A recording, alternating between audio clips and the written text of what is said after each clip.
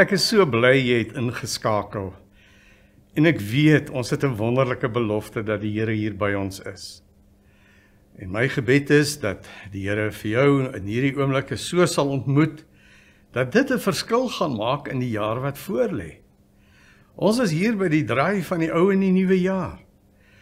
En God se begeerte is dat hierdie nuwe jaar 'n jaar van blydskap en vrede, 'n jubeljaar sal wees, waarin jy die teenwoordigheid van die Here elke dag sal ervaar en sal beleef dat die Here se Gees deur jou baie vrug dra.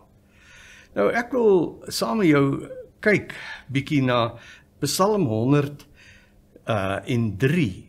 Is 'n psalm wat Dawid geskryf het, en as 'n mens nou bietjie gaan kyk, dan lyk dit amper asof hy so by 'n oujaarsaand dit geskryf het. Daar agter die skape gesit en gedink oor die jaar wat verby is, gedink oor die jaar wat voorlê, en dat hy 'n klompie dinge dan skryf in hierdie psalm, oor die ou dinge wat hy moet los, oor die nuwe dinge waarna hy moet uitsien, en dat hy nie net moet terugkyk, maar dat hy ook moet vorentoe kyk, en bo alles dat hy uiteindelik in hierdie Psalm 103 boontoe kyk, en sien wie is die Here wat saam met ons hierdie nuwe jaar stap.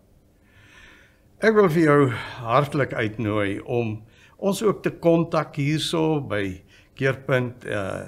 Die selnommer hierso vir WhatsApp is 079-195-1586, en volg ons ook op sosiale media met Instagram en Facebook en X, waar ons elke dag 'n boodskap vir jou laat, en wat ons bid dat dit jou vir daardie dag gaan dra en vir jou geestelik gaan seën en vorm. Al hierdie boodskappe is natuurlik ook op YouTube beskikbaar. Stuur dit aan ook vir mense waar hulle ook al is wat nie DStv het nie, en wat nie op Kruiskyk of Keerpunt of ander van die ander platforms dit kan kyk nie. Maar kom ons word 'n getuie vir die Here wat hierdie boodskappe saai, dat ons deel word van die saaier wat die saad gaan saai in mense se harte, en net daai woordjie wat jy sê en vir iemand vertel van die program, gaan dalk maak dat sy lewe verander. Baie dankie vir elkeen van julle wat ook op so 'n spesiale manier getrou vir ons ondersteun en vir ons help. Ek wens baie keer kan ons nie op 'n manier net vir jou spesiaal dankie sê vir jou bydrae nie. Ons het geen kontak vir 'n adres of nommer of 'n manier hoe ons vir jou kan sê dankie. Maar ek weet die Here wat in die verborge sien, hy sal vir jou in die openbaar vergeld. Dit staan in die Bybel en dis ons hartse gebed vir jou. Nou, kom ons kyk net so 'n oombliekie terug en dan kyk ons na Dawid se Psalm en dan gaan kyk ons of ons aan die einde van hierdie boodskap dalk ons eie Psalm kan skryf. Want ek wil nie net hê ons moet kyk na die uitleg van hierdie Psalm nie. Ons moet kyk wat sê die Here vir ons persoonlik. Want ek glo, die Here het iets baie spesiaal wat hy vir jou wil sê. En wat hy vir jou gaan sê, gaan bepaal die seën en die wonderlike dinge wat in die nuwe jaar gaan gebeur. Dit gaan sy plan help ontvou. Dit gaan vir jou help om te sien die vrug, die baie vrug, wat uit jou lewe kom, omdat jy binne God se wil is en doen presies net wat hy wil hê. Maar kom ons maak seker dat ons die nuwe jaar binne gaan met 'n skoon bladsy, gefokus op die jaar wat voorlê. Nou, as ons dink aan 2026, dan wil ek vir jou sê, kyk ek na hierdie Psalm en dan sien ek die eerste ding wat hy hier doen, is hy kyk terug. Dawid sit daar, miskien sit hy daar onder 'n koelteboom, langs 'n riviertjie, en hy kyk vir die skape wat hier lê en ander wat wei, en hy dink aan die jaar wat verby is. En luister 'n bietjie wat sê hy. 'n Psalm van Dawid, Psalm 103 vers 1. Ek wil die Here loof met alles wat in my is. Ek wil sy heilige naam loof. Ek wil die Here loof en nie een van sy weldade vergeet nie. Dit is hy wat al my sonde vergewe, wat al my siekte genees, wat my red van die graf, en my met liefde en ontferming kroon, wat my die goeie in oorvloed laat geniet, my die jeugdige krag van die arend skenk. Die Here laat geregtigheid en reg geskied aan almal wat verdruk word. Aan Moses het hy sy wil bekend gemaak en aan Israel wat hy van plan was om te doen. Barmhartig en genadig is die Here, lankmoedig en vol liefde. As Dawid terugkyk, dan loop sy hart oor, want hy sien God se goedheid, God se liefde, God se sorg, God se trou. Hy sien dit raak. En wat wil hy dan anderste? Reageer as om te sê, loof die Here. Ek wil die Here loof met alles wat in my is. As ek terugkyk, dan noem hy 'n klompie dinge waarom hy die Here wil loof. Hy kyk terug en dan sien hy, ek dink aan daardie onreg wat in hierdie tyd, die afgelope jaar in my lewe gebeur het. Hoe kan dit wees dat 'n baas, dat 'n kollega so onregverdig en so onbillik en so beledigend teenoor my reageer het? Hoe kan dit wees dat ek in die huwelik hierdie situasie het met my kind? Ek kan nie glo dat my kind dit aan my sou doen nie. Jy sit met 'n stuk onreg in jou hart oor mense wat jou finansiëel ingeloop het. Mense wat met mooi praatjies en mooi beloftes en wonderlike rentekoerse na jou gekom het, maar wat op die ou en jou geld gesteel het. Woede in jou hart oor hierdie kuberruim se oneerlikheid en mense wat jy nie eens sien nie wat jou besteel. Onreg wat aan jou gedoen is deur iemand wat sy meer verloor het en dinge gesê en gedoen het wat jy sukkel om van ontslae te raak. En Dawid sê, Here, ek weet, U is die ene wat regverdig gaan optree oor onreg. U is die een wat in geregtigheid sal reageer. Los dit vir die Here. Moenie jy verder wil veg in die nuwe jaar het allerlei plannetjies bly dink hoe jy hierdie onreg gaan vergeld en wraak gaan neem nie. Nee, los dit vir die Here. Die Here sê, loof my en prys my in hierdie omstandighede, want ek is die God wat geregtigheid sal laat geskied uiteindelik. Ek is 'n regverdige God en ek sien die onreg raak wat daar is. Dawid sê natuurlik ook, Here, as ek U wil loof, dan wil ek U bo alles loof, omdat U my sondes vergewe het. Dink terug aan sy sondes met Batseba. Hoe hy daardie wellustige versoeking nie kon weerstaan nie. En hoe dat hy daarna met leuns allerhande praatjies gepraat het om uit die ding uit te kom en dit toe te smeer. En hoe hy uiteindelik moord gepleeg het om haar man uit die pad uit te kry, sodat hy die vrou kon vat. Die vrou het swanger geraak en die leuns wat nou saamgekom het. En vir hoe lank loop hy met hierdie sonde in sy hart wat hy nie met God reggemaak het, totdat die profeet Nathan voor hom staan en na baie maande vir hom sê, jy is skuldig voor God. Weet jy, Dawid sê as ek terugdink en ek dink aan my sonde, en ek dink hoe ek dit weggesteek het en hoe ek dit goed gepraat het en hoe ek allerhande leuns vertel het en hoe ek probeer het om oneerlik hierdie ding toe te smeer, dan wil ek net sê dat die Here my vergewe het. O, ek kan nie sy vergifnis genoeg prys en dank daarvoor dat hierdie dinge van my weggeneem is nie. Wat is daar in jou lewe? Die Here wil nie hê jy moet met hierdie bagasie die nuwe jaar instap nie. Hy het aan die kruis gesterf vir jou sonde, omdat hy jou lief het. Dit wat skeiding gebring het tussen jou en God, hy wil dit kom wegvat. Hy alleen kan, hy alleen, Jesus Christus, die lam van God is geoffer vir jou sonde. Hy alleen kan sonde wegneem. En hy sê hy wil jou sonde wegneem so ver as wat die ooste van die weste is. En jy kan nou maar om die aardbol ry, jy sal nooit die einde van die ooste of die einde van die weste kry. Die Here wil eintlik maar net deur daardie beeld wil hy bevestig vir jou. Ek het jou volkome vergewe. Ek dink nie weer daaraan nie. In Micha skryf hy sê, ek het dit in die diepte van die see gegooi. Niemand sal dit ooit meer daar kan uithaal. Ja, die duiwel sal natuurlik probeer om jou aan te kla. Hy is die aanklaer. Hy sal wel aan mekaar kom om vir jou te herinner aan jou foute en aan jou sonde en aan jou mislukkings. Maar elke keer kan jy staan op die woord. Kan jy staan op, in Christus is ek vergewe, is ek 'n nuwe mens. Jy kan vashou aan die beloftes dat as jy bely het, sê die Here, sal hy vergewe. Hy het vergewe. Hy wil nie hê jy moet met hierdie sondebagasie, met hierdie swaar rugsak nog die wedloop vorentoe hardloop nie. Nee, hy sê, lê af elke las en elke hindernis wat vir jou pla in hierdie wedloop.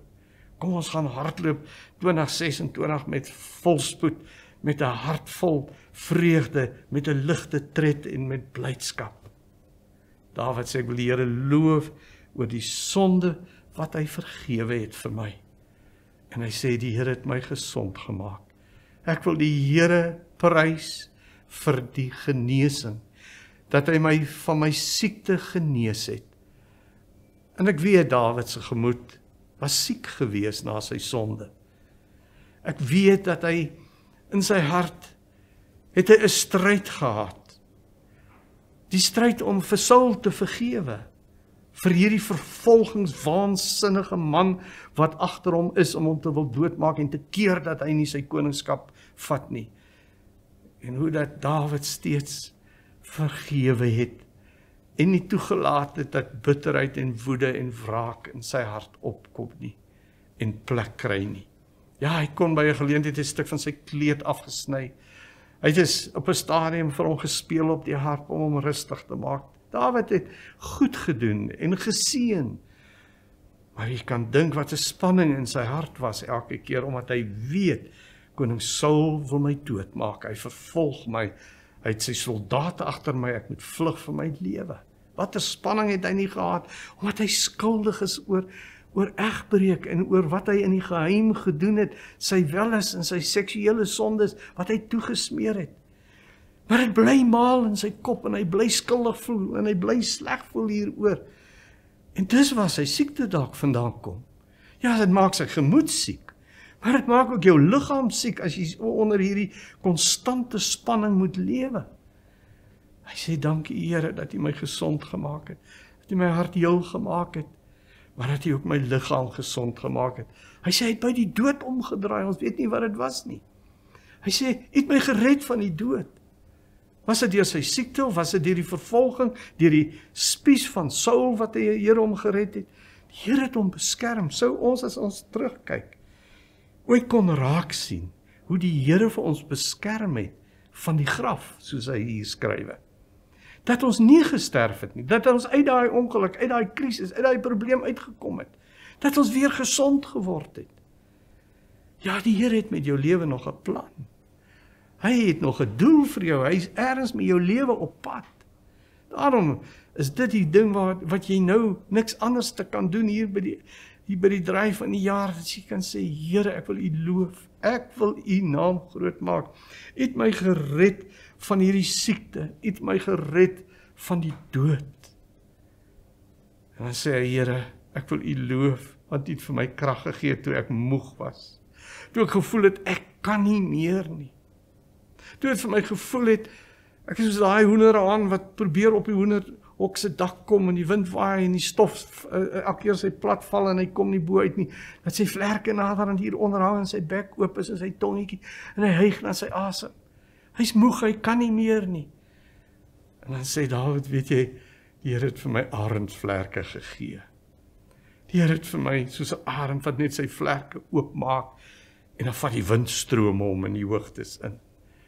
Die Here het vir my nuwe krag gegee. Ek hoef nie te fladder en te spook om ergens te kom nie. Die Here se Gees stel my op en hy vat vir my op die ligstrome waar hy my wil hê. Dis die Here se plan met jou lewe ook. Moenie, as jy moeg is, maar aanhou nie. Nee, kom en word stil. Gaan daar na die Here toe. Kan jy sien, hierdie goed gaan eers by jou uitkom, en jy gaan die Here se waarheid hoor, en jy gaan sy waarheid beleef, die oomblik wanneer jy stil word, wanneer jy jou afsonder, En sê ek wil nie vorentoe gaan. Here, as U nie eers by my kom wys het wat U vir my wil sê. As U my nie eens kom reg instel het, as U my nie net eers U vrede kom gee het, wil ek nie hierdie nuwe pad stap nie. Maar saam met U gaan vir my nuwe krag gee. Al voel ek moeg en voel ek mat en afgerem, Here, U het 'n plan, U gaan vir my nuwe krag gee, soos 'n arend, gaan ek in die hoogtes insweef en gaan nie moeg word en hoef te fladder en te spartel nie, want U gaan my krag gee. Ja, Here, U is die een wat vir my, soos 'n atleet wat moeg is hier aan die einde, en hy voel, hy's teen 'n muur en teen die wind en hy kan nie meer nie. Dan kom die Gees van die Here en hy versterk jou net, en jy hardloop hierdie nuwe jaar binne, met nuwe krag, met 'n nuwe tred, met nuwe toewyding en inspirasie en motivering en fokus en 'n doel waarheen jy op pad is. Ja, daarom sê Dawid, as ek stil word en ek dink oor my lewe en ek kyk terug, dan kan ek net sê, Here, ek kan nie genoeg dankie sê vir U weldade nie. Ons kan so maklik gaan vasval in 'n klaarry, in 'n klaagpsalm skryf, in 'n kermwoord op ons lippe neem, terwyl die Here sê, kyk eens lag na die weldade, kyk nou hoe ek vir jou gesorg het, kyk nou hoe goed ek vir jou was, kyk hoe ek vir jou uitgehelp het, kyk hoe ek jou van jou sonde verlos het, kyk hoe ek vir jou nuwe krag gegee het, jou gehelp het uit daai situasie uit, hoe ek jou kom nuut maak het, hoe ek vir jou nuwe krag kon gee het, nuwe visie, nuwe doel. En dan sê hy, Here, ek kan nie anders as om U te loof vir U weldade aan my. Here, hoe goed was U nie vir my nie. Vertel van die asvoël wat gevlieg het oor die woestyn en hy kom terug en hy sê, dis dood, net waar jy kyk, lê dooie diere. Kom die suikerbekkie en hy sê vir hom, nee, meneer asvoël, ek het niks daarvan gesien nie. Ek het net blommetjies gesien. Hierdie doringbosse begin blom. Ek sien hierdie vetplante, die mooiste blomme. Ek sien oralster die bloeisels. Wat sien jy as jy terugkyk agtertoe? Sien jy net die slegte dinge? Ek wil vir jou vra om 'n lofpsalm te skryf. Gaan skryf en begin om die Here te loof vir sy weldade. Want hy is liefdevol. Hy is genadig. Hy is barmhartig. Kan jy nie raak sien wat hy vir jou doen en wat hy vir jou beteken nie? Kom ons hou op kla en kerm en beklei met die Here. Kom ons begin om hom te loof, vir hom dankie te sê. Begin elke gebed van nou af, nie sommer met jou klagte nie, en met jou behoefte nie. Nee, begin met 'n loflied. Begin om vir hom dankie te sê vir iets. Daar's soveel dinge, soveel weldade, wat die Here aan ons betoon. En hy is net goed oor ons. Dis sy hart. Hy het net goedheid en guns. Onverdiend wil hy vir jou seën. Dis hoe God se hart is. Soos 'n blom van die veld sê is ons. Ons is maar tydelik, 'n kort rukkie hier. Kom daai warm wind uit die woestyn. En as hierdie warm woestynwind oor die tuin gaan, dan sal daai blomme skielik almal dood, verlep. Maar die Here sê, as ons soos 'n blom van die veld is, wat nou daar is en môre nie daar is nie, hy's anders. Sy trou en sy liefde bly vir altyd. Hy gaan jou nie vergeet nie. Hy gaan nie slaap en aan die slyme raak en vir jou maar net los nie. Nee, hy sê, sy trou bly vir altyd en vir ewig. Iemand sê, vir haar het dit gehelp toe sy begin het om 'n gebedsboek aan te lê vir haar stilte tyd. Sy skryf neer. Sy skryf neer, wat is haar gebede, waar is die verhoring daarvan. En sy skryf lof, dan sien sy al die dinge wat sy kan noem waarvoor sy wil dankie sê.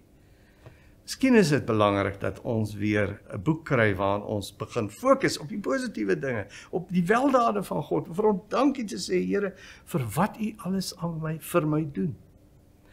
Dit is my interessant as jy na Dawid kyk in hierdie psalm, daar waar hy stil word, dan kyk hy terug en hy sê, Here, hier's 'n klomp dinge waarvoor ek U net wil loof en prys. Maar weet jy, as ek terugkyk en ek kyk vorentoe, wil ek ook opkyk. En dan luister bietjie wat skryf hy hier. Oor wie is God. Hy sien vir God raak. Hy sê hier in Psalm 103 vers 9 verder aan lees ek, hy sal ons sondes nie bly toereken nie en vir ewig toornig bly nie. Hy handel met ons nie volgens ons sondes nie. Hy vergeld ons nie vir ons ongeregtighede nie. Want so groot as wat die afstand tussen die hemel en die aarde is, so groot is sy liefde vir die wat hom dien. So ver as die ooste van die weste af is, so ver verwyder hy ons oortredinge van ons af. Soos 'n vader hom ontferm oor sy kinders, so ontferm die Here hom oor die wat hom dien. Hy weet waarvan ons gemaak is. Hy hou dit in gedagte dat ons stof is. Die mens se lewensduur is soos die van 'n gras, van 'n veldblom wat oopgaan, en as die woestynwind daaroor waai, is dit weg en sy plek vir altyd leeg. Maar onverganklik is die liefde van die Here vir die wat hom dien. Sy trou vir opeenvolgende geslagte, vir die wat getrou bly aan sy verbond en sy voorskrifte nakom. Die Here het sy troon in die hemel gevestig en sy heerskappy strek oor alles en oor almal. Loof die Here magtige engele wat sy opdragte uitvoer, sy bevele gehoorsaam. Ons lees tot daar.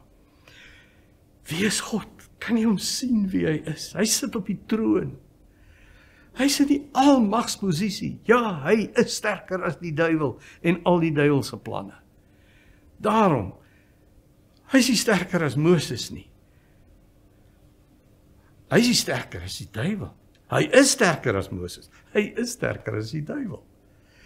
Ja, Farao het gedink hy is sterker as Moses.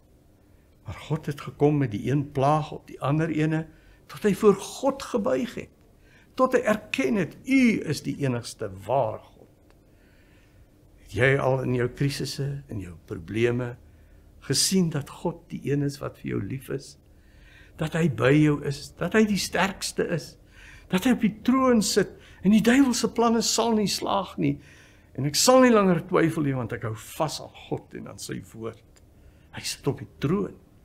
Hy het almal in hemel en op aarde. En as jy mooi kyk om die troon, in hierdie almags geregeerposisie, sit daar die engele, wat gereed staan om sy opdragte uit te voer. Waarom is jy bang? Waarom is jy onseker? Kyk net hoe God regeer en die engele uitstuur om jou te beskerm, om jou te lei, om jou te versorg, om jou te help. God is almagtig, hy het hierdie magtige hemelwesens. Hy het alle mag. Jy hoef nie bang te wees nie. By hom kan jy vrede en rus vind. Daarom, hy sê soos 'n vader om ontferm oor sy kinders, so ontferm die Here hom oor ons. En miskien het jy nie 'n baie goeie vadersbeeld nie. Maar hierdie vadersbeeld wat ons hier in die Bybel kry, is een van liefde, versorging, trou. Daai kind is bang, dan kom die pa, tel hy die kind op en dan druk hy hom vas, dan is daai kind rustig. Die Here sê, ek wil jou pa wees wat vir jou sorg. Ek wil vir jou vashou, ek wil jou optel, ek wil jou beskerm in alle omstandighede. Ek is by jou. Moenie vrees nie, moenie bang wees nie. Dis ek wat dit sê, die almagtige God wat op die troon sit met die engele rondom my, wat jou Vader is, wat jou lief het, wie se liefde daar geen einde is nie, nie die hoogte tot in die hemel, nie die tye nie, niks kan hierdie liefde roof nie, want God is getrou, en hy is betroubaar, jy hoef nie te vrees nie, hy sorg vir jou, beter as enige aardse pa, hy ken jou behoeftes, hy sal voorsien in alles wat jy nodig het, en hy is ook jou verlosser. As jy opkyk en sien jy sy deurboorde hande wat uitgestrek is na jou, om jou te vergewe en jou vry te maak en skoon en nuut te maak, wat jou sondes so ver as die ooste van die weste van jou wegvat. Hy wil nie meer daaraan dink nie, hy kom nie met verwyte nie, hy kom met vergifnis. Daarom wil ek vir jou vra, wil jy nie 'n psalm gaan skrywe nou?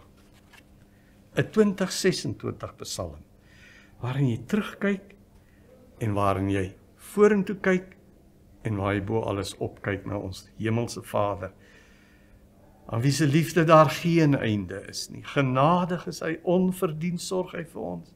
Genadig en barmhartig, 'n warm hart vir jou. Genadig, barmhartig en liefdevol. En aan sy liefde is daar geen einde nie. Gaan skryf 'n psalm oor jou lewe hierna. Maar bo alles, maak dit 'n lofpsalm. Kom ons bid. Here Jesus, dankie dat ons aan U behoort. En dankie dat U vir ons verseker. U sorg vir ons. U is ons troue, liefdevolle Vader. U is ons almagtige verlosser. U is die een wat regeer op die troon, wat 'n plan het met ons lewe in hierdie nuwe jaar. En niemand sal U plan kan verhinder en keer, want U is almagtig op die troon.